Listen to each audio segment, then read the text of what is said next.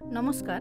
এই আয়ুর্বেদের উপর বিশ্বাস রেখে যেসব রোগীরা আমাদের কাছে এসেছেন, যারা আমাদের থেকে পরিষেবা পেয়েছেন, আমাদের পরিষেবার ফলে তারা যে ফলাফল পেয়েছেন, তাদের এই অভিজ্ঞতার প্রতিচ্ছবি আমরা আপনাদের কাছে তুলে ধরছি। আমি রাজু সামন্ত। আমি হাওড়া শ্যামপুকুর থেকে আসছি। আমার মা মেনু সামন্ত, ওনার 8 মাস আগে কিছু সিমটম এসেছিল। যেমন হঠাৎ করেই উনি ডান হাতে আর ডান পায়ে কিছুটা কম বল পাচ্ছিল, তো কথাটা বলতেও কিছুটা অসুবিধা হচ্ছিল। তো আমরা বুঝতে পারছিলাম না কি হয়েছে।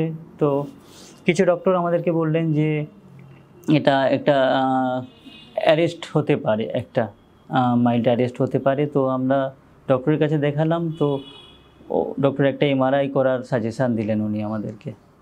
তো এমআরআই করে দেখলাম যে সেখানে কোনো অ্যাটাক বা কোনো ক্লট নেই, একটা টিউমার ধরা পড়েছে সেখানে, এবং সেটা একটু লার্জ সাইজ। তো সেটা এমআরআই রিপোর্ট যখন আমরা হাতে পেলাম, দেখলাম সে নট অনলি টিউমার, তার সাথে একটা সেটা বিনাইন নয়, সেটা ক্যান্সার। হ্যাঁ, ডক্টর বলছেন সেটা জিবিএম। তো তারপর আমরা সবাইভাবে ঘাবড়ে গেলাম।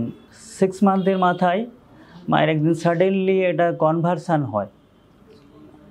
সেই কনভার্সানটা একটু আমাদেরকে আবার চিন্তায় ফেলে দেয়। তো সেই কনভার্সানটার পর মা একটু উইক হয়ে পড়ে।